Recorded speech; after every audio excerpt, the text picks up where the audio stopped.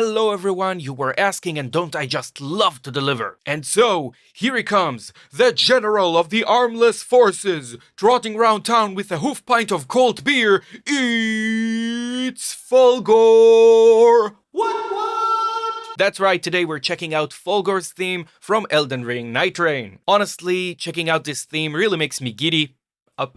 But that's enough horsing around, let me tell you how this video is gonna go. For each phase, we're gonna have an uninterrupted listening, then a breakdown, and then in between we're gonna have some lore talk, some unhinged speculation. And if by chance you are new here, welcome and hi! I'm Daniel D. Teach. I'm a composer and a college teacher for music composition and production. Who knows what's waiting for us today? Last time we talked about the possibility of Noster being female. Maybe we'll find that Fulghor is a Fulghor.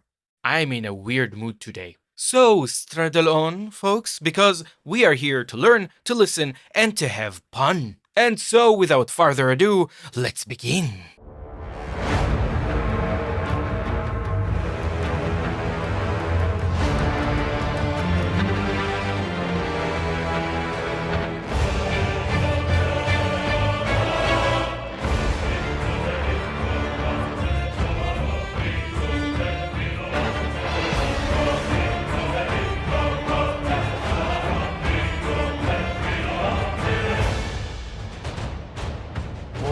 That army march gives me Radon vibes.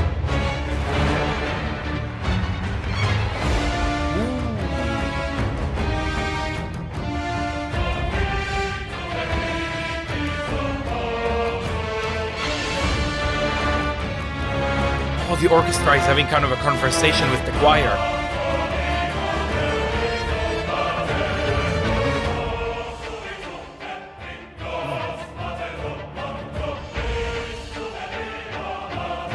Oh, that dance of death in phase 1.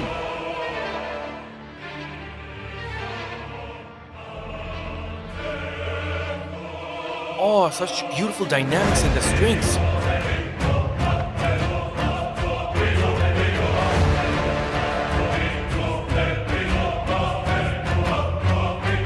It's kind of like the original God of War soundtrack.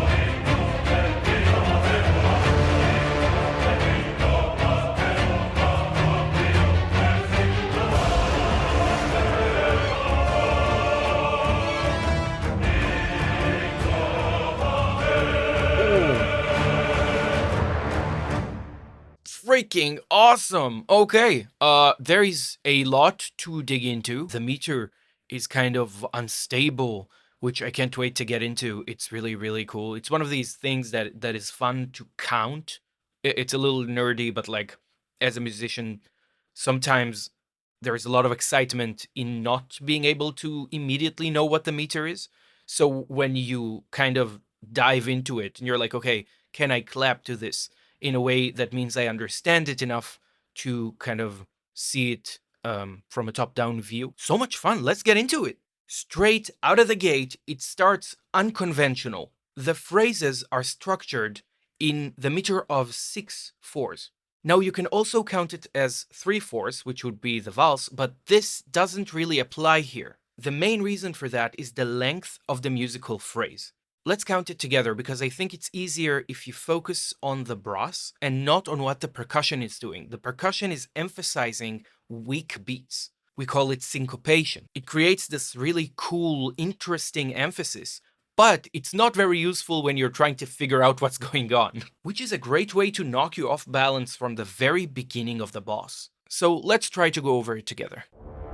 1, 2, 3, 4, 5, 6. 1, 2, 3, 4, 5, 6. 1, 2, 3, 4, 5, 6. 1, 2, 3, 4, 5, 6. 1, 2, 3, 4, 5, 6. 1, 2, 3. That's a really cool moment. So even though there is something unstable about this meter, after a while they know your pattern recognition is going to start kicking in. It will do some form of abstraction and you will start understanding at least what's the length of the musical phrase. For example, check the length of the melodic phrase over here. Da dee dee da da. It's 2 bars of 6 fours. So after your brain is starting to get used to the length of the phrase, they throw you a curveball, and one of these bars is going to be 3 fours. A huge part of every game that From Software makes in the action genre, let's say within the last 20 years in particular, it leans a lot on the timing of animations. The entire process of improving and learning in the game is based on our ability to be able to recognize telegraphed attacks. But once you step one level above that, some of these attacks are fake outs. So for example, if you've seen the boss doing this motion, if for a certain attack it took a certain amount of time, a different attack of the boss can play with that understanding that you have of the mechanic. It's going to use the other hand, but it's going to be faster this time. So on one hand, after enough experience, you will learn that attacks that come from this side are shorter. But it does make the learning process a little bit more difficult, which is chef's kiss that they can do it with the music. Because if they did it mechanically, with the same hand, the same beginning of an attack, different ending, it would be unbelievably unfair, because there will be no way for us to know which attack is coming. So by doing it with the music, having a bar that isn't as long as the bars that came before it, that's a twist. And you still cannot blame the game for being unfair. So very well utilized. I absolutely love it. Let's listen to it again and then we move on. 1, 2, 3, 4, 5, 6. 1, 2, 3, on!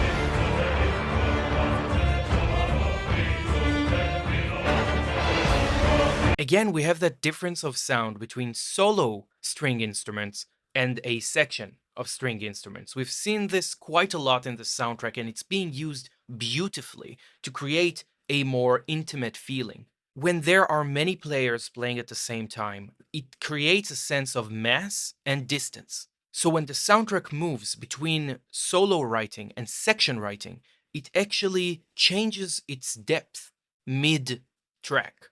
Also in music, a lot of the time, reduction is much more effective than addition. It's infinitely easier to create an emotional impact by taking something away from the listener. And here we have a reduced orchestration, more focused on the strings, on the male parts of the choir, less so about the brass, for example. Earlier, we've had the brass of the orchestra being rather dominant. It helps push forward that color of war, of drama, of colossal consequences. But now we have something that's a bit closer to home. Listen again to that transition. Bam!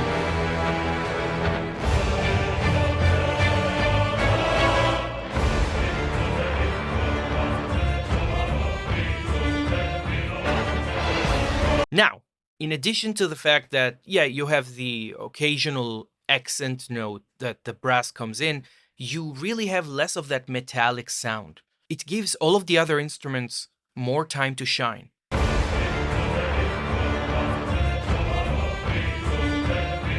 This portion can feel very tricky to count. There isn't one way to count it, I think. There is a place for interpretation here.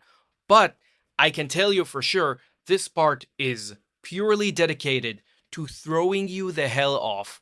This portion in phase 1 has the most meter changes, the time signature changes, I have seen up until now in the soundtrack in its entirety. Nowhere in the game have I so far seen such frequent and dense changes to the meter. I'll try to count it with you for a second, but it's really interesting how it changes from groupings of 6 to 3 to 5. It really is very, very dynamic. This puts extreme stress on the part of your brain that is trying to learn in the background what the soundtrack is like. Where is the strong beat? What am I supposed to follow? Here's the division the way I see it.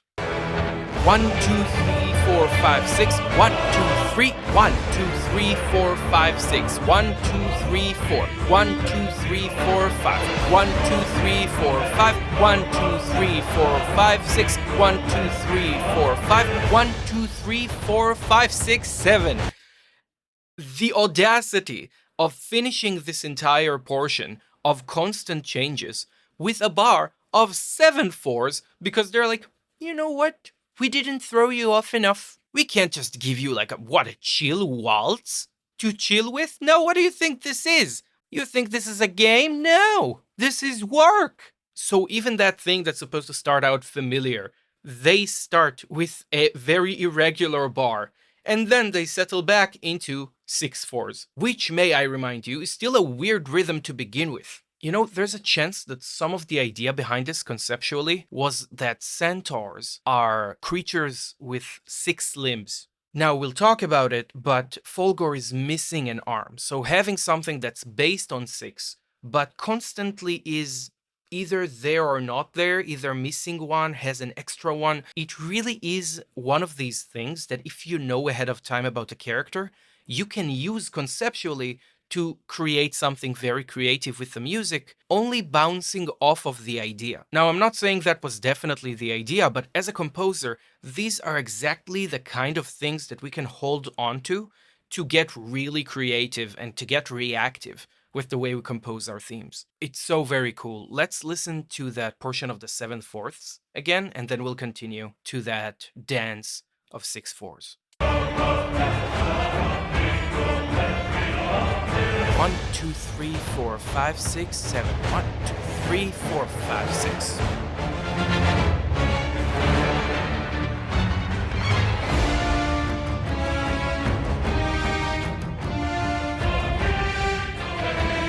Here we have this conversation between the brass and the choir. Now, after they've been gone for a little bit, it has a lot more impact when they show up. And this back and forth with the choir, it really helps emphasize both of these sections of the orchestra, because each of them gets their time to shine and react to one another. This is also the point in which I started feeling like this male choir really reminding me of Radan. And it's not because the tracks are exactly the same, and not because of some fanfiction that I'm sure exists that Fulghor is the son of Radan and Leonard somehow.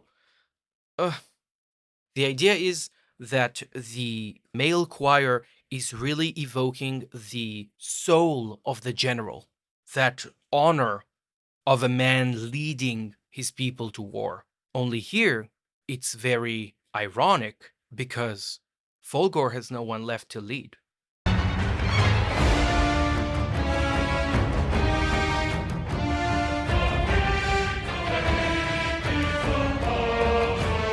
Oh, that line is also giving Fulghor a sense of a character that came from far away. This movement in the melody kind of colors it in a Phrygian mode. Da da da da da da da. Usually when we hear it in media, that Phrygian mode being used, we hear it about something ancient or something that comes from a Middle Eastern area, maybe Greece, a more Mediterranean area.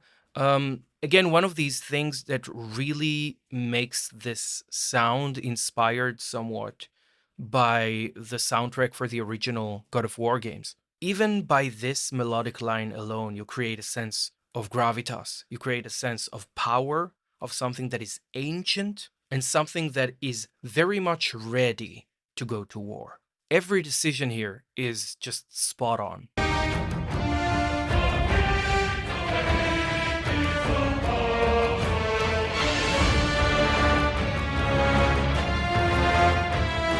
Here, we're back to that dance, even though we were counting by 6/4 so far, because that was the length of the phrase. But now we can really feel how this waltz, this dance of night, is emerging slowly.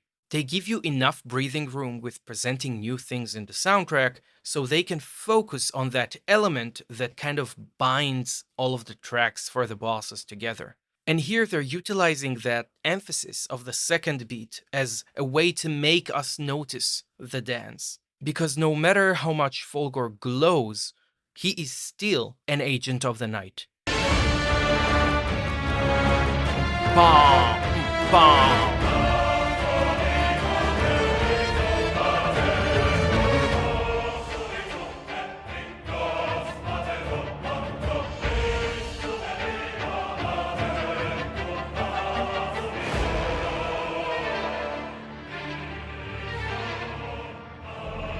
Notice how the violins are so very agile, so very quick, And dynamically, they begin the run very quietly. So you're seeing like waves. You're seeing waves in the way that they express and project their sound. Check it out. So much skill and expression.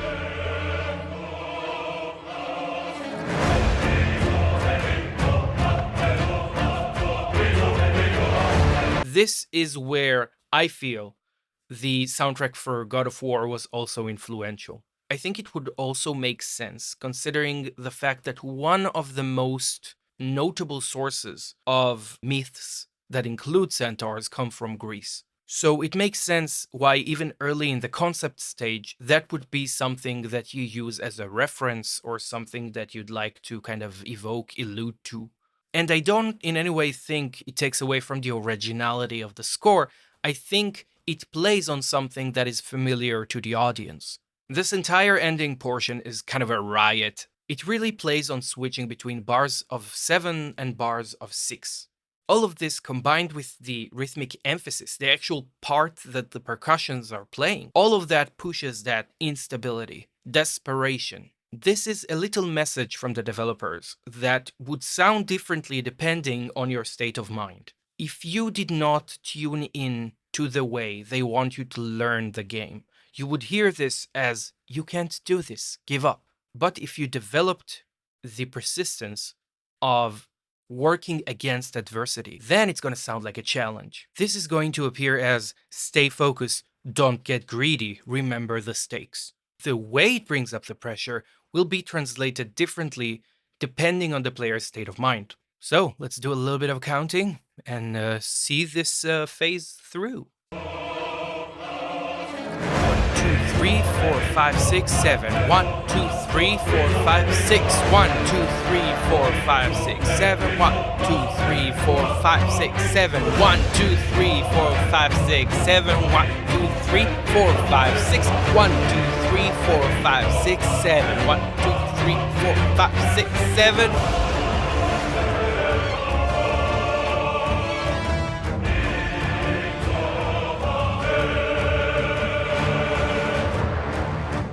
So the percussion here, they're keeping the pattern that they did from when things were 7/4, but the melody came back to that rhythm of night.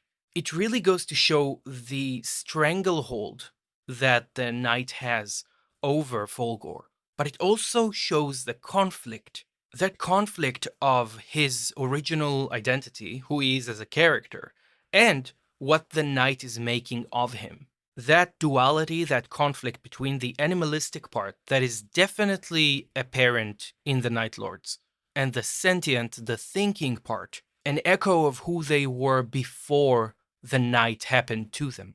This conflict is absolutely crucial within the image of the centaur, which shows up just in time because it's lore o'clock. So let's see what we can learn about Fulghor, beginning with the description of his expedition. Dark Drift Night, an ancient centaur consumed with battle. His fervor for the gods he serves yet burns within, wielding a sacred form of the night's power. According to legend, the mightily radiant gods were able to conceal themselves in the roar of the thunder. Now, within this description alone, there are a few things worth mentioning. First, Fulghor is referred to as the Dark Drift Knight. While I'm not aware of any specific meaning for the term Dark Drift as a single word, it does seem to represent the way that the different creatures taken by the night are kind of pulled away from their original habitats, their original lands, drifting with the darkness of night. Something that could allude to a deal that Fulghor made with the night is the completion of his missing arm. He does have these tendrils of darkness that fill the place of his arm in the first two phases. Kind of similar to Radagon when we're seeing him, and it's also the left arm. Now, the other things that are being kind of confirmed in this text, at least as confirmed as they can be, is that he had a fervor for his gods, so he was a devout believer. And he still very much is a devout follower of these gods, which for some reason isn't affected by the night. So it brings into question the level of allegiance that is required of these Night Lords, which makes it even more interesting because he's wielding a sacred form of the Knight's power, kind of the holy aspect of the Knight. Also worth mentioning that he's straight out described as a centaur, which means they don't have a unique word for it for the world of Nightreign, making him feel like a guy from a different story, someone who doesn't belong here. Now, the text also describes a legend. According to legend, the mightily radiant gods were able to conceal themselves in the roar of the thunder. Many people feel that this connects Fulghor into the Dark Souls series in some ways, but I have my own little conspicuous theory. And you know what we do with conspicuous theories? We save them for phase 2. But for now, it's definitely very interesting because we don't really see the same level of suffering and destruction from this description that we see from the other Night Lords. But let's check Fulghor's Knight and see if it tells us anything else. Because the expedition that has Fulghor is called Dark Drift Knight. But we have a more accurate moniker when we read the Knight of the Champion. The knight belonging to Fulghor, left upon his defeat. The power of its namesake can be unlocked by performing a relic rite. The left arm of the loyal and brave servant of the gods had been severed from behind. As he turned back to look, he fell to despair. It seems his companions, who had walked with him upon the same perilous path, had now forsworn the very gods they once served. So this description tells us a little bit about how Fulghor lost his arm. Not only did his companions betray the gods that they all followed, Fulghor himself was betrayed by them. And the fact they emphasize how when he turned back to look, he fell into despair. He probably knew his companions were behind him. And the fact he needed to look back to know who did it means he didn't believe. He couldn't believe that they would do this. That level of betrayal and disappointment is enough to drive a person to the brink. But yet, after all of this, he is still loyal to his gods. Really makes you think, how exclusive does the God of Night require your allegiance to be? It can't be that exclusive because Fulghor still worships his own gods. It seems like the Knight is much less based on faith than it does on mind. It's a far more utilitarian form of leadership. If Fulghor would have something he'd be lacking after this incident, it would be companionship. Because we don't see evidence of him blaming his gods for forsaking him, which means the main thing he'd be lacking, besides an arm, is companionship. Maybe the Knight gave him that. Now, Fulghor has multiple interesting parallels that we should explore. The word Fulghor is derived from Latin. To say that something is fulgurous is to call it dazzlingly bright, full of splendor. It's a rather archaic word, but it works well both with the usage of holy damage that he has, his relatively very bright skybox in his arena, the fact he's called Champion of NIGHTGLOW, and his connections to gods that hide themselves in thunder, closely related to lightning. Beyond that, is worth exploring what Fulghor is design-wise. Fulghor is a centaur, part man, part beast. In Greek mythology, centaurs often represent that duality of man and beast. While most centaurs in Greek mythology are presented as the more beastly, wild warrior creature, something the ancient Greeks would then use to describe other civilizations that they deem less developed than them. There are mythological exceptions to that, and perhaps the most known of them is the centaur Chiron. In multiple spots in Greek mythology, he is described as a teacher figure, as a musician, as a strategist, a being of wisdom. Much like Fulghor, Chiron also had a wound he could never fully heal. Due to these characteristics, Chiron was later chosen by Carl Jung, psychologist and psychotherapist, as a representative of the wounded healer archetype, representing the element of working through our wounds, using wisdom and helping others as a way to grow and to connect with our actual selves. Another biblical character that definitely represents those elements we see in Fulghor of the wounded healer is the character of Job. Job was a kind, believing man, but he was in the wrong place in the wrong time. You see, God and the devil had a bet. The wager was, will enough suffering and misfortune make Job be less of a believer? The thing is, the devil was wrong. Because no matter how much suffering was inflicted on this poor guy, he kept his faith. Which really makes me think of Fulghor, because no matter how betrayed he felt, how heartbroken he was, even with his despair being used to control him by the night, possibly, he still remained faithful to his gods. As influential as Greek mythology is, I do think there are two more elements that help design this character of Fulghor. For example, there are the Gandharva, which are celestial beings in Buddhism and Hinduism. They are often depicted as divine musicians, specifically those who are dedicated to serve the gods, the Devas. Some description of the Gandharvas depict them as half human, half horse. While it's true that they are often portrayed as musicians, in some narratives they do appear as warriors, fighting right beside their Devas. I think the musical elements that are connected with both centaurs and Gandharvas could be tied to the reason that this first phase is so complex, that it's so musically apt. The other reason why I think that the Gandharvas were influencing the design of Fulghor is because they have a much closer relationship with their gods that centaurs seem to have generally in Greek mythology. From my understanding, they are also often associated with Indra, the thunder god, so I do see a connection here. Another touch of influence could have come from Irish mythology, specifically the character of Nuada. He was supposed to be a king, but he lost his arm in battle, which disqualified him from kingship because it required physical perfection. Nuada was given a silver arm to take the place of his original, and afterwards, in different versions of the myth, got his original form restored. There's also something to be said for the fact that he's called Champion of NIGHTGLOW. The original game of Elden Ring had a very particular usage of that word, because that is the way that not only item descriptions, but our best dog, Muriel, described Radagon. Much like Radagon, he's missing an arm. Much like Radagon, he has red hair that turns a little bit blonder in his later stages. But before we ride that idea all the way towards the sunset, there's phase 2. Trust me, once it's done, we'll have plenty of room for unhinged speculation. But we wouldn't want to put the cart before the horse, would we? So that brings us to an uninterrupted listening of phase 2.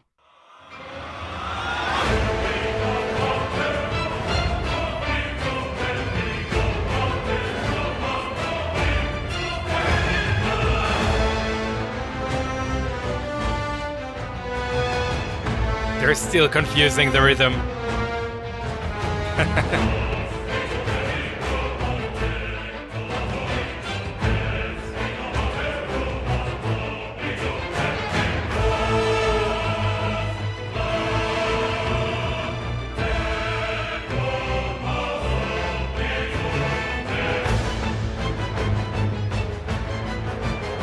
Dance of Night is strong in this one.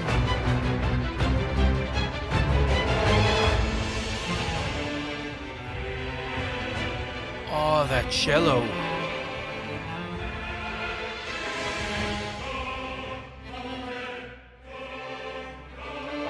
Little breaks.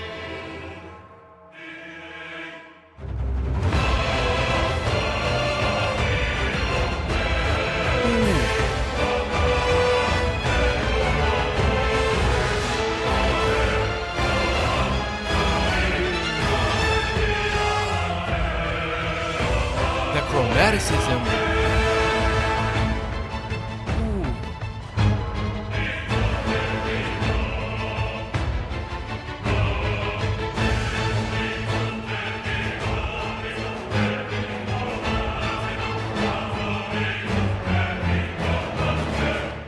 Oof, that's how you make an iconic track while bringing up the pressure. Amazing, let's dive into it. So we begin with a bass meter of, let's say, 3/4.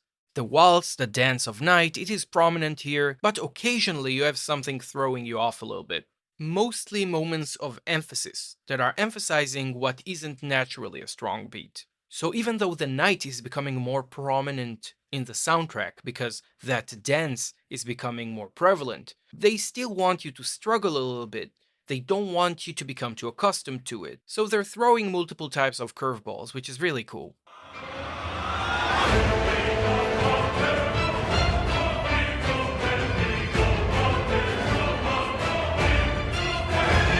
Here we have another syncopated rhythmic pattern that really gives us something new to hold on to.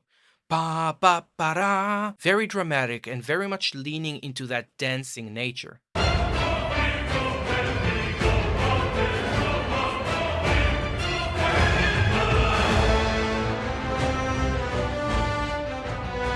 If we will listen just to the brass, we'll get ta da da da dee da da. But in this case, everything is kind of slanted. It is offset from the rhythm. So all of the strong moments of the melody, they fall on a weak moment of the general accompaniment. Ta da ta da. The last note comes before the beat. So your brain is trying to reassess whether the rhythm changed or just the melody being a weirdo, which is simple but effective.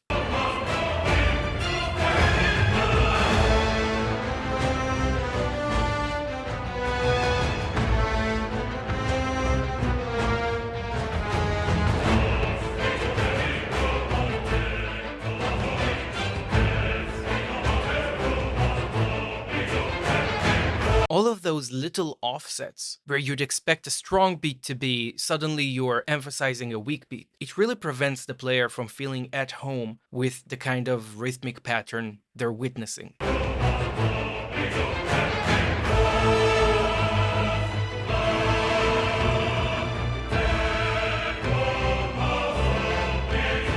This is another beautiful part in which things are becoming a bit more stretched. The melodic lines take a little bit longer to develop. So even without changing the tempo, you do feel now you're working on more broad terms. The violins are also adding a beautiful line that kind of hides behind the choir, but it's there and it's very effective, building up the emotional tension. Da da da da, dee da da da. It's simple, it's elegant, but again, we don't need more than that. It is recognizable and it's effective in building upwards.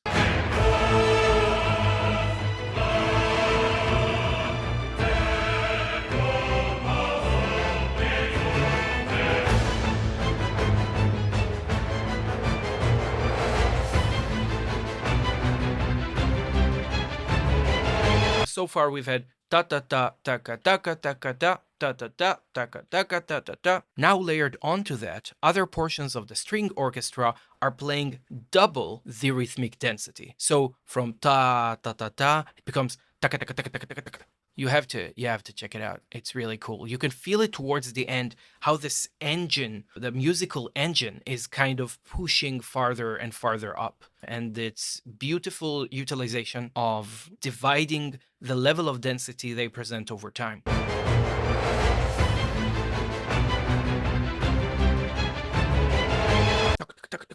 Very, very, very effective.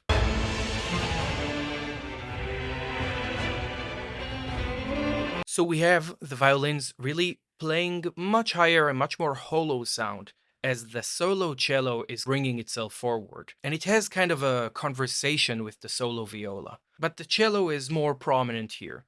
And it's in a very stable, very heavy area of its range.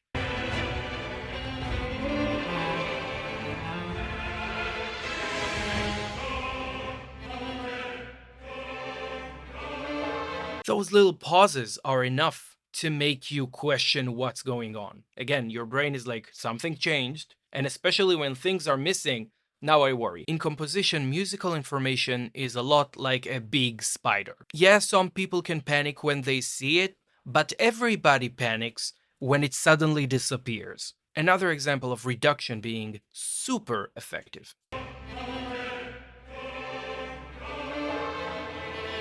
And there's this metal hit here. I'm not even sure it's a bell. Like, it is flat out metal percussion. The music itself has the sound of tools of war within it, and it feels musical even though it's non-tonal, because you can feel how it's placed on the timing. They cleared room for you to be able to hear that metallic hit.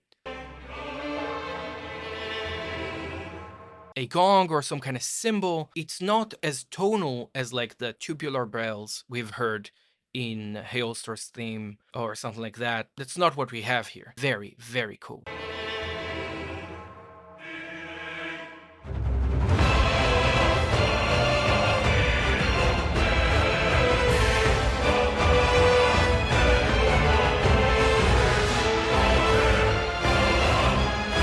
Amazing example of how you emphasize the 2 and the 3 as a way to destabilize the waltz. It is subversive, but not in a way that breaks the dance altogether, just in a way that makes you reconsider what's happening. It establishes a pattern and it breaks it to grab your attention. There is something so satisfying about this subversion of gravity.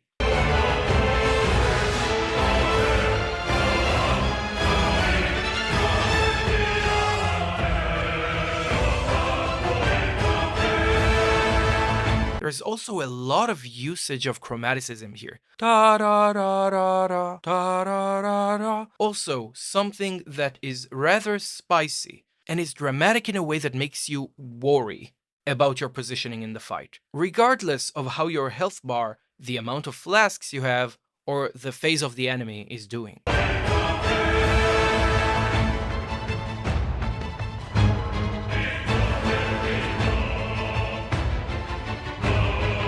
Here, another example of chromaticism. Da da da da da da da da da.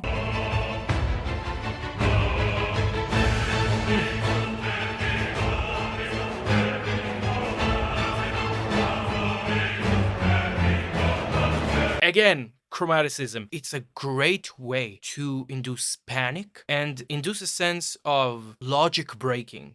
The reason for that is that our ear is used to try and look for the scale. It's constantly asking, is it a major scale, a minor scale? What key is it in?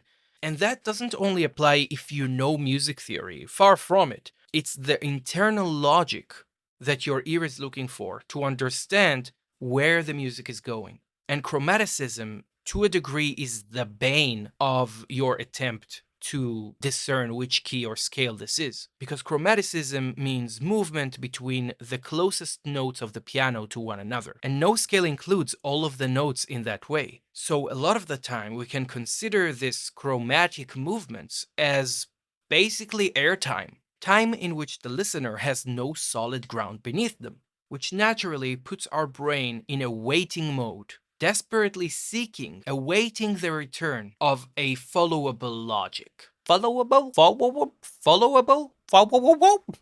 You get what I mean. So this was Phase 2. It is now time to set the stage for Phase 3, the Everdark event. And what better way to do that than some unhinged lore speculation? Or more accurately, ideas and influences that are a bit farther removed than, let's say, the direct text on the items related to Fulghor. In the third phase, it seems like Fulghor is getting redeemed by his gods, or at least acknowledged. He is lifted off the ground, his red hair is slowly becoming more and more blonde, his arm is being restored. He becomes an even brighter being than he was before. That does make him rather unique because every other enemy is something of night, while Fulghor is the champion of NIGHTGLOW. That really connects to that thing we talked about before, how he maintains his faith for his gods, even though he's in the service of the night. Now, I like to look at the different bosses of Nightreign as a way to interpret events that happen in Elden Ring. Needless to say, this type of interpretation is more speculative, but it can still be fun, so let's see where it takes us. Fulghor's unwavering faith could be, in a way, contrasted with Radagon's fundamentalist nature. Both have blind loyalty, but one of them is directly to the gods he serves, and the other is to the system. One worships an entity and the other an ideology. So already I'm getting the sense that we should treat Fulghor as a foil to Radagon. It's in the ways that they are different that we learn new things. For example, Radagon does not get redeemed. His left arm remains lost to darkness. When he is seen by the god he's serving, he's being turned into a weapon. Again, this difference between being a weapon for an ideology and fighting in the name of someone you believe in. Close, but different. Naturally, because we find that Radagon is America, we don't have the urge to try and break his character into two. He's already a part of a whole. But Fulghor's being part human, part beast really makes me question whether there is more to it. Because there might be a trail of breadcrumbs here, maybe not for lore verbatim, but definitely for influential and mythological things that can help us understand better the world of Elden Ring. For example, Radagon's name could be made of two names of Mesopotamian gods, Ra and Dagon. Both of these gods affect the domain of agriculture, which we know is very important to anything related to the shamans, with Dagon specifically being described as the father of gods, which could connect to the fatherly elements of Radagon, especially to Miquella and Melania, though I suspect he's not winning Father of the Year anytime soon. The name Dagon even being etymologically connected to the word grain. On the other side of things, we have the Egyptian god Ra, the ancient Egyptian deity of the sun. It's also interesting that in different points in Egyptian history, Ra was fused with other gods depending on its place in the pantheon, once being merged with Horus and once being merged with Amun. So already we have this pattern of Ra being combined with the most prominent god at the time, ensuring their rule by proxy. On a side note, there is also a Ugaritic stele that describes a sacrifice for Dagon. This round shape, combined with the fact that the text is condensed in the very middle, really makes me think about that stone at the top of the suppressing pillar in the Lands of Shadow. All manners of death wash up here, only to be suppressed. Getting back to Fulghor, there is one more bit of lore that I want to explore or poke at before we continue. What about Fulghor's gods? It is specifically said that the mightily radiant gods were able to conceal themselves in the roar of the thunder. Many people have said that maybe the connection to lightning is alluding to the Dark Souls series, because Gwyn wielded lightning, and some elements of Fulghor's design kind of resemble Udix Gundyr. While I don't find it extremely convincing, I do think it opens the door for something far more interesting. Gwyn was the Lord of Fire of the Age of Light. Lightning wasn't his weapon.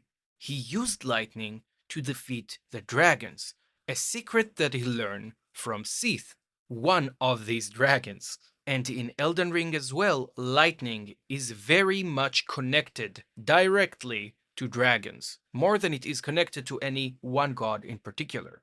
The reason why I'm bringing it up is that it's said that the mightily radiant gods were able to conceal themselves in the roar of the thunder. Why would they need to? What is the point in hiding yourself in that manner? If you are a mightily radiant god, why would you need to conceal yourself? Why would you need to hide? Now, if we treat this lore as a lens to look at what we know about Elden Ring, the connection of lightning and hiding yourself makes me think of the fled god of Placidus Axe. Maybe the fact Fulghor can keep his alliance both to the god of night and to that god of thunder at the same time is because they are two sides of the same god. The god of night is also described as hidden, something that is far away, and beyond it there is like the blurry image of a god. Maybe it's connected. And about who that god is in particular, I think I'm gonna save that for the Adele video. And this isn't me being all cute, oh, I'm gonna save it for later. I just think it would be more enriching and more interesting discussing it in the context of Adele. Hey, but one of the benefits of this format is that you can tell me what you think in the comments. Did any of the things I brought up made you think of farther connections? I read every comment you write, and I find it very interesting whenever you guys are presenting some idea, some theory, some thoughts that you have. It's a great platform for discussion, and I love it. And so we have arrived at the uninterrupted listening to phase 3. You'll have to forgive me, my voice is a little hoarse. Okay, let's continue to phase 3.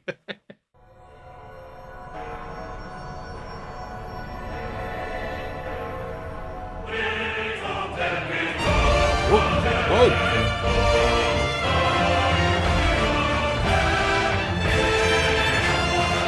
Solo violin? What is this sound?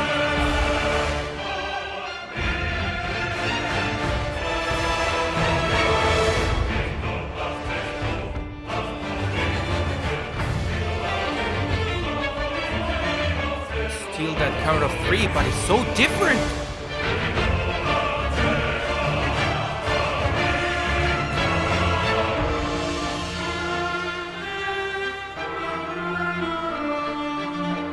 It's gorgeous! The motif of the night.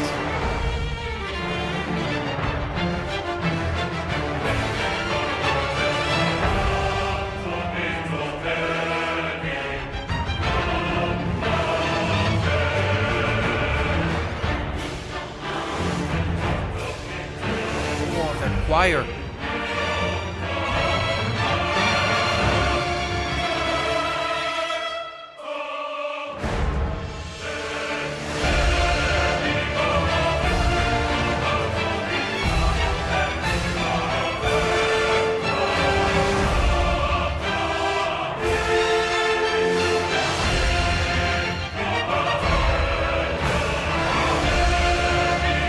Oh my god!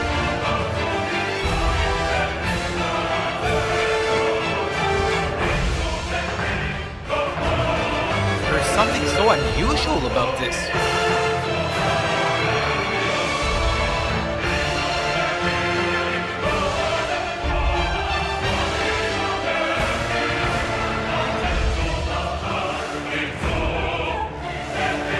The conversation between the men and the women.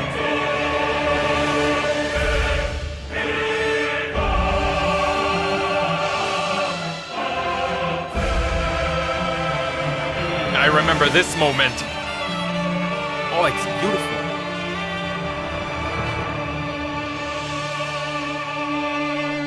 Such an unexpected orchestration and arrangement, so many interesting elements within it. How that dance of night that we talked about is so very prominent, so consistent. Okay, let's dive into this one. So we begin with sound design. We hear metallic hits that could sound like bells, but to me sound a lot more like a hammer and an anvil meeting.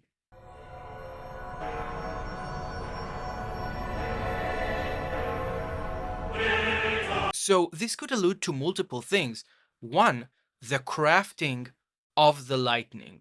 In Greek mythology, it's described how lightning spears would be crafted for Zeus by a blacksmithing deity. On the other hand, if we look at the Radagon parallels, we can also hear Radagon attempting to fix the Elden Ring, or Marika trying to break it.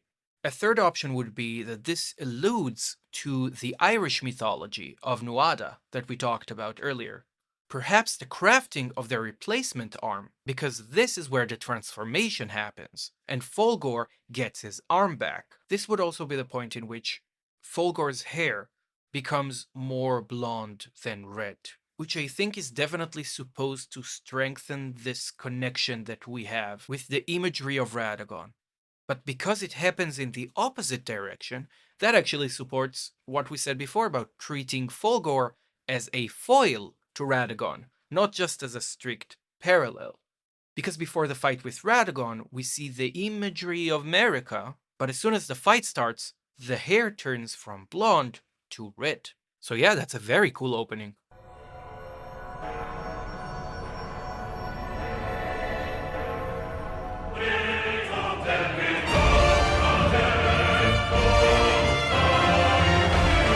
The moment of explosion here is very unusual. It's like there's a wind instrument and its voice is breaking in the moment it starts, similar to what a bone flute sounds like. And from it comes the sound of the solo violin that is so very unusual in aggressive moments like this, because naturally in orchestral writing it would have a pretty hard time projecting when it needs to fight against the entirety of the rest of the orchestra, but here it's being emphasized. Its recording is being enhanced, which I think definitely evokes some breaking of the rules of physics, similar to the way that Fulghor is floating in midair. It really feels like Fulghor's gods are intervening. And that introduction in the third phase of such an unusual sound, it really makes you think like you're encountering something that is fundamentally different to everything you met so far. This is very similar to what we talked about with the third phase of Noster. So yes, such an explosive, guttural sound.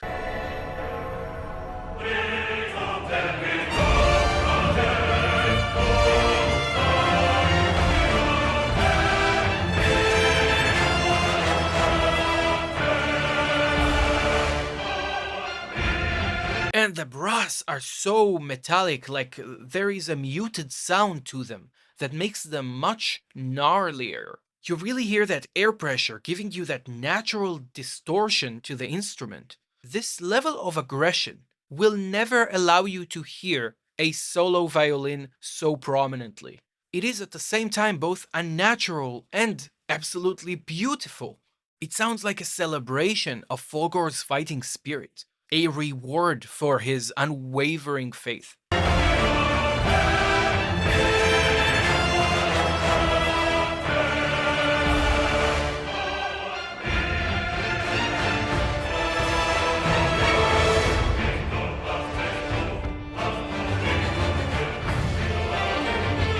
Notice how now, unlike the phases we've had before, we have something new introduced to this. See how much easier it is to follow the rhythm of this phase.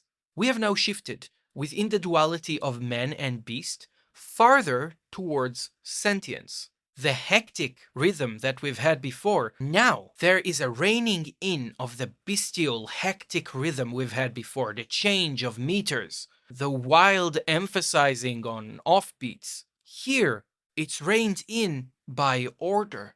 That order is just one more thing linking this image of Fulghor to the idea of Radagon. In a way, we're seeing how Fulghor's faith domesticated the beast, moving him more towards the depiction of Chiron from Greek mythology. He's now the wise centaur, the brave warrior strategist, excellent bowman, carrying the banner of his gods. And I think that link with Radagon is also being represented by the fact that his bow is really resembling Miquela's cross quite a bit. Fascinating stuff.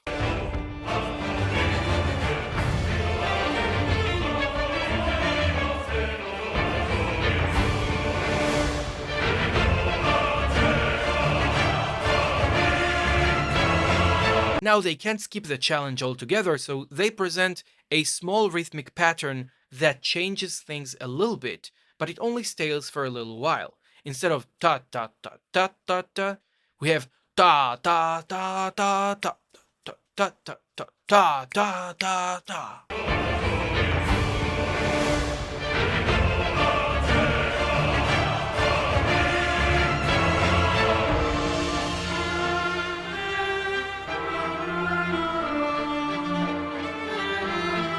First and foremost, this is a variation on Hailstorm's theme. Whether you want to take it as an artistic thing that binds the whole soundtrack together, or as something that alludes to the fact that he has a little bit of him, Hailstorm, in all of them, the Night Lords. Beyond that, we also have a shift in the orchestration. Something changed here.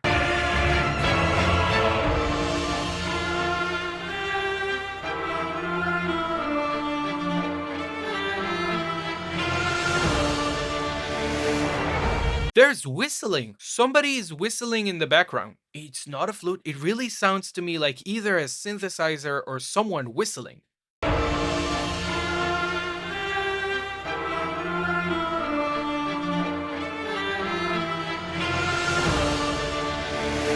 Yeah, it definitely sounds like whistling. I have no idea what that means, but it's such a cool sound. It's such an unusual orchestration choice. Let's see where they're taking it.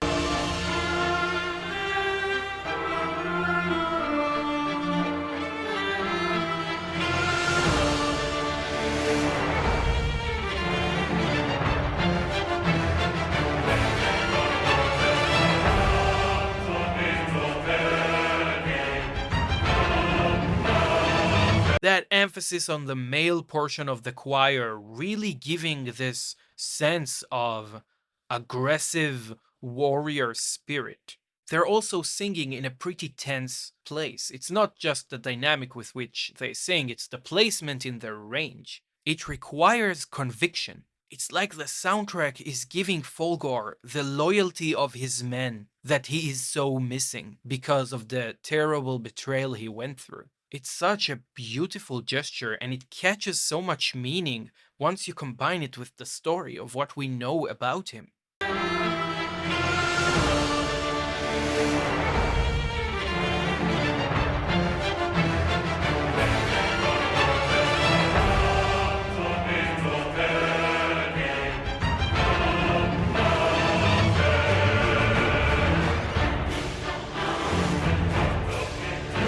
Earlier, most of the arrangement would focus on the 2 and 3 out of the 3 beats of the waltz. Here, we basically have like a small symbol. Ka, ka.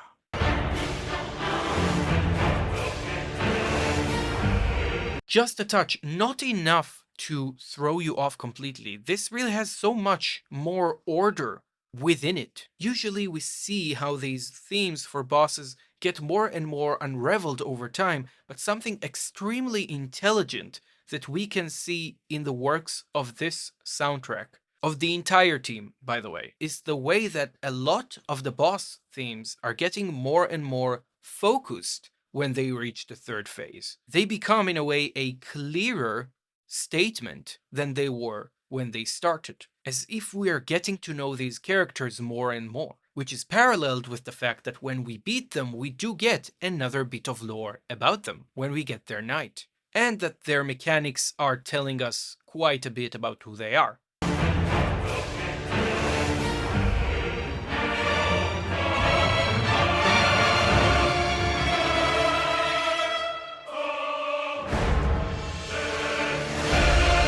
That breaking moment is fantastic because not only does it halt everything before the explosion, it's a multi-layered, multi-staged breaking point. Let's see how they structure it.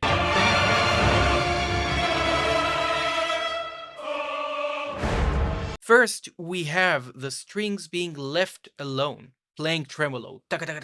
Then we have the choir alone. And again, these are two of the most prominent elements of this phase. So we're hearing the choir calling, similar to Fulghor calling to his gods, and in a thunderous response, they strike back, providing him the power that he requires to defeat us. They're saying, pledge your allegiance. And he pledges, and the percussion comes in. This beautiful story being woven with the music.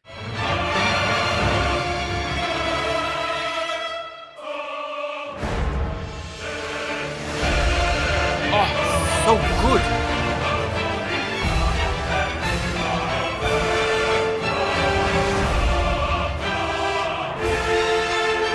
The brass playing a stronger part.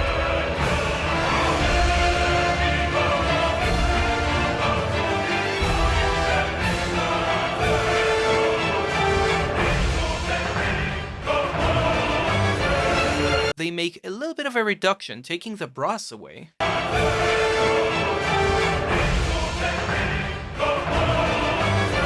They're also removing the high strings, leaving the percussion, the choir, and some strings to kind of give you that texture of movement. But again, it's only for a moment because they'll be building the energy right back to where it was. A sudden loss of momentum could be useful if you're trying to get the players to be more attentive to see if something is wrong, if something changed, if mechanically something is about to happen. But here I get the sense they really wanted to keep that dance going. They really wanted to go all in, and therefore every variation is just a bit of a smidge. Something subtle, something short.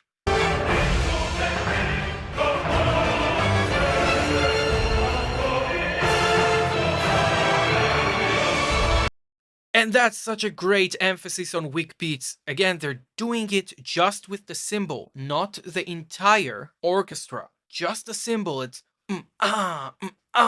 playing into the sound of metal clanking. What was once the hits of a blacksmith is now the clash of war.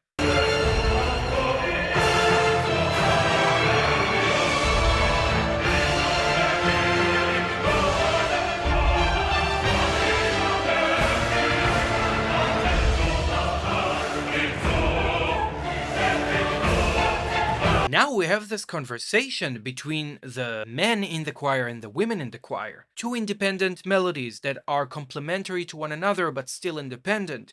We call that compositional technique counterpoint. Beyond having beautiful contrast in it, it also alludes to that dual nature of the masculine and the feminine, making us think of Radagon and Marika again. I feel it's being quite uniquely utilized here, and I really appreciate that.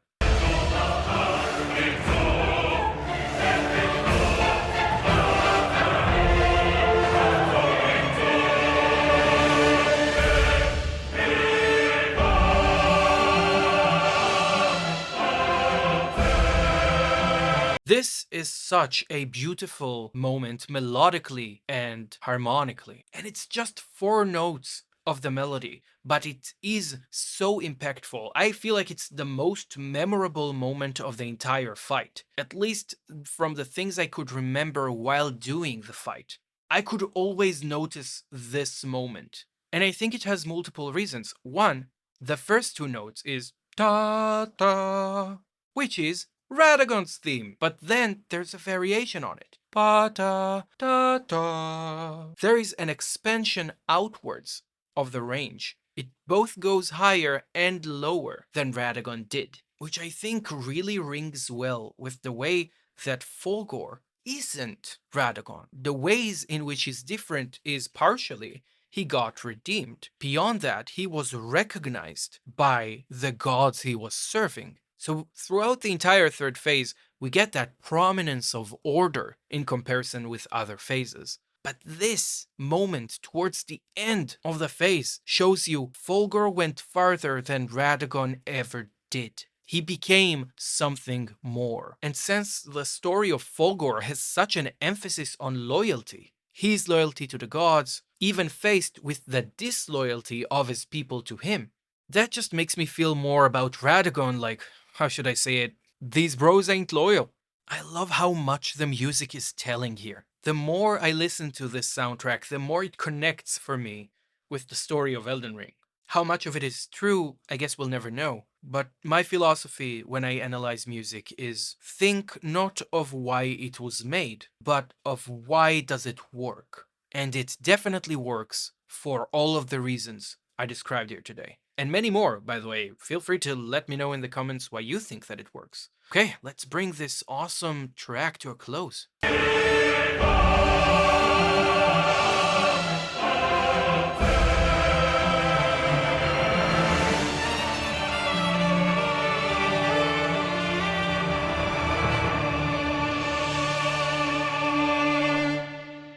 Such a beautiful solo violin movement. That descending in the scale, da da da da da da da, really something that is both tragic and this air of not giving up, of not yielding no matter what.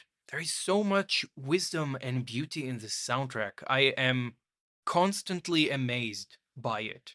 It's truly inspiring. What a great soundtrack. Well, this was amazing. Thank you so much for joining me today. Don't forget to hydrate, stretch, take good care of yourselves, and I'll see you on the next one.